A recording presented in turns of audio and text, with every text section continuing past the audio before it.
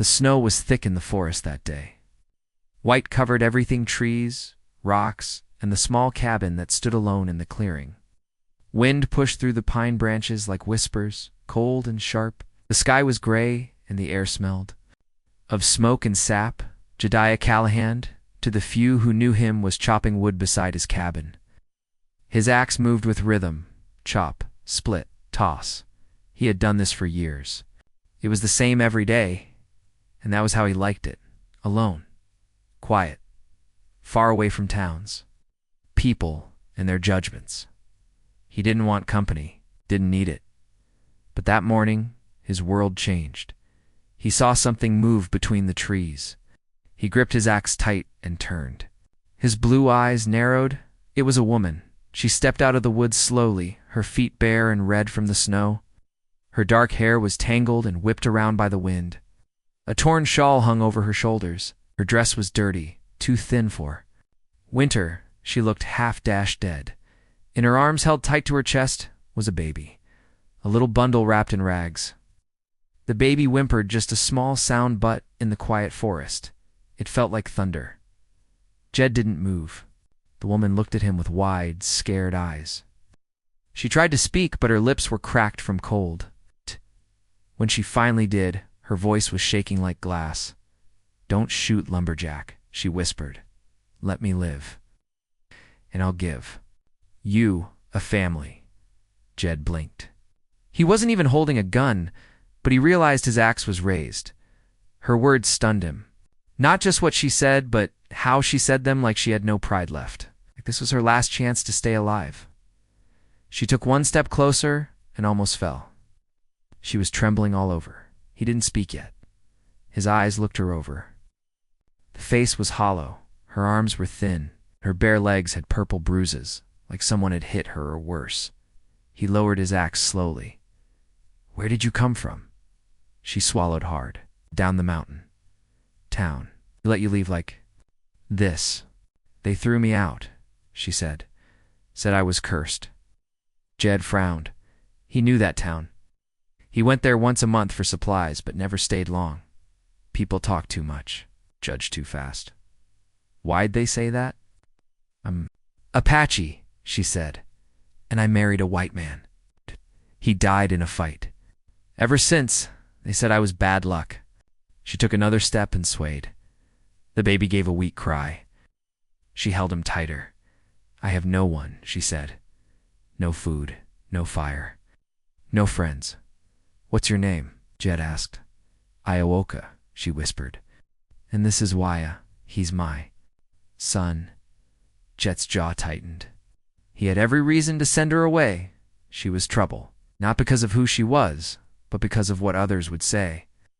People feared what they didn't understand, and they hated what made them feel guilty. But she wasn't danger. She was dying. Her legs gave out. She fell to her knees in the snow. Jed dropped his axe and walked to her. Didn't even think, just moved. He bent down and lifted her up like she weighed nothing. She was cold in his arms, colder than the river. The baby's face was red, his eyes barely open. He pushed open his cabin door with his shoulder and stepped inside. The cabin was small. One cot, a small table, a stove for fire. But it was warmer than the forest, and it smelled of ash and dry wood. He set her on the cot and took the baby from her arms gently. "Don't take him," she murmured. "I'm not," Jed said, "just getting him warm." He set a pot of water to boil, and he grabbed a blanket and wrapped the baby. He handed her a cup of hot water. "Drink slow," he said. Ioka sipped it with shaking hands. "You'll need dry clothes," he added, not looking at her. "I have nothing else." Jed looked at the small chest near the wall. He had some old flannel shirts. "Maybe a pair of wool pants she could tie with rope." "I'll find something," he said. She closed her eyes, tears slipping down her cheeks. Jed stood over her, arms crossed. He was a man of wood and silence. He didn't know how to care for others, but something in her strength, her sorrow, stirred something buried deep in him. She wasn't a curse. She was a survivor, and maybe, just maybe, that was the kind of person worth saving. The wind screamed outside like a wild animal. Snow slapped against the windows, but inside the small cabin, a fire burned steady. It gave little light, but enough warmth to push back the cold. Ioka sat on the edge of the cot, her hands held. The baby closed. Her lips were blue, her eyes sunken. She was breathing, and her son Wyatt had stopped crying. He was quiet now, his little body wrapped in a thick flannel shirt Jed had found in his chest. Jed didn't speak much. He moved around the cabin with purpose, tossed more wood into the fire, made a small pot of stew from beans and salt. He poured water into a tin cup and placed it near her. "Eat," said. Ioka didn't reach for it. "Go on," he added, softer this time. "It's not much, but it'll help." She looked at the cup for a long moment. Then with shaky hands, she took a sip. Her fingers trembled as she lifted the spoon to her mouth. Jed sat across the room, sharpening his knife. The sound of metal scraping stone filled the silence. He wasn't watching her, but he noticed everything. How her ribs showed through the dress, how her fingers were red from frost, how her eyes kept darting toward the door like she was waiting for someone to kick it in. After a few minutes, she spoke. "You don't ask many questions." Jed didn't stop sharpening. "I ask when I need to. Most men want to know everything," she said quietly. "Where I came from? What happened? Who the baby's father was." "I don't need to know all that," Jed said.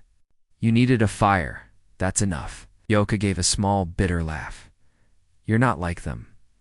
"No," Jed agreed. "I'm not." The fire cracked. Sparks floated up into the chimney. Ioka looked down at her baby. She rocked him gently in her arms. Her voice dropped to a whisper. "They called me bad luck," she said. "After my husband died, they said it was my fault. They said the baby wasn't right, that I cursed him." Jed looked up now. "People talk when they're scared," he said. "They talk when they hate," she replied. Jed nodded slowly. Knew that was true. He'd heard the whispers when he walked into town, about the scar on his neck, about the war he never spoke of, about the fight that left another man dead. He had chosen silence over judgment, chosen trees over people. "I came up the mountain," Ioka said, "because I had nowhere else to go. No one would give me bread. No one would look me in the eye." "You didn't come here to die," Jed said. She met his eyes. "I came here because I heard about the man in the woods who lived alone. They said you had no heart, no friends, that you were dangerous." Jed smirked. "They're not wrong. I thought maybe a dangerous man would understand," she whispered. "Because only the broken know how to carry other broken things." Silence fell again. Then Jed stood and walked to the stove, stirred the pot of beans and handed her a second cup, this time full. "You can stay here," he said. Ioka looked surprised. "Why?" "Because the snow will bury you otherwise," he said. "And the boy, he's too small to fight winter." She said, "I'd give you a family." "I didn't ask for one," Jed said. "But I thought, that's what it would take," she said quietly. "Something to trade. That's what men understand." Jed looked at her. "You don't owe me anything." She stared into the fire, eyes wide with disbelief. "No man's ever said that to me before." "Well," Jed replied, "maybe it's time one did that night." The storm howled harder. It sounded like wolves clawing at the door. But inside, the fire was strong. The cabin was still small, still quiet, but something had changed. Ioka sang to her baby, a soft song in her own tongue. Jed didn't understand the words, but he listened anyway.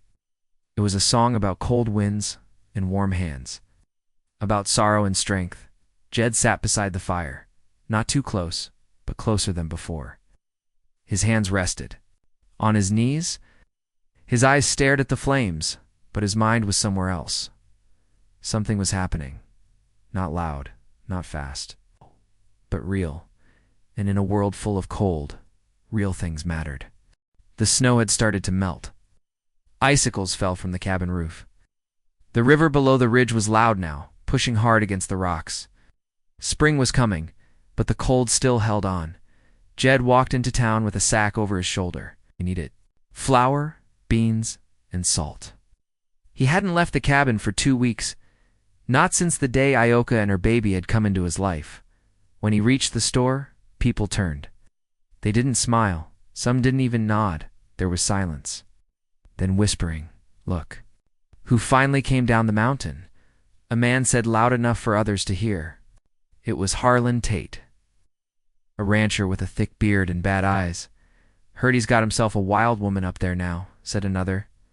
"Apache," someone else hissed. "And a baby that don't belong." Jed kept his eyes forward. He grabbed his sack of flour and paid in coins, saying nothing. The whispers didn't stop. "She's got her hooks in him. It's gone soft. He'll regret it." They always do. As Jed left the store, 2 men blocked his path. One of them was Carl Dawson, a hunter known for drinking more than he shot. "You hiding her up there, Callahan?" Carl asked, smiling without humor. "That squaw?" Jed said nothing. "You sharing your bed with her?" the other man asked. Jed's hand tightened on the sack. His voice was calm but firm. "Say one more word, and you'll be picking teeth out of the snow." The men stepped aside, but their eyes burned with hate. Back at the cabin, Aoka was kneading dough. Her hands were red, raw from cold, but steady. The baby slept in a small basket near the fire. When she saw Jed, she looked up with worry. "What happened?" she asked. "Nothing that matters," Jed replied, placing the supplies on the table. "You shouldn't have helped us," she whispered. "They'll never forget it or forgive it." "Let them talk," Jed said. Ioka turned away. "You don't understand?" "I understand more than you think," Jed said. "They talk because they're afraid. They hate because it's easier." Then caring, she looked at him. Her eyes were dark and full of sadness. "They'll come for me," she said. "One day, you know they will. Then I'll be ready," Jed answered. Ioka bit her lip. "You don't owe us anything?" Jed stepped closer. "No, but maybe I want to give something anyway." The days passed. Slowly, the cabin changed. Jed taught Aoka how to split logs without hurting her hands. She showed him how to make tea from pine needles to stop a cough. I carved a proper cradle for Waya from scrap wood. She wove a small rug from old rags, so the baby would sleep warmer. They didn't call each other husband or wife, but the fire never went out. One night, after Waya had fallen asleep, Ioka sat beside Jed on the floor. They were both quiet, the only sound the crackling fire. "I wasn't lying," she whispered. "That day I came to you, I meant what I said. Would have given you everything, even if you didn't want it." Jed looked at her. His face was rough, but his eyes were soft. "You already have," he said. Aoka reached out and touched his hand gently. "I don't know what this is," she said, "but it's the only thing that feels safe." Jed nodded. "Me too." Just then, a knock slammed against the door. They froze. Jed stood up slowly, reached for his rifle and walked to the door. He opened it just a crack. 3 men stood outside in the dark, lanterns in their hands, rifles on their backs. "We want the Apache," Harlan said. "You've had your fun. Now hand her over." Jed didn't flinch. "She's under my roof," he said. "She doesn't leave unless I say." "You gonna stand with her over your own kind?" Carl growled. Jed looked back at Aoka, who stood now with Waya in her arms. She was pale, but not scared. "Not anymore." Jed turned back. "I reckon I'm not your kind," he said. For a long second, no one moved. Then Harlan spit in the snow. "This ain't over, Callahan."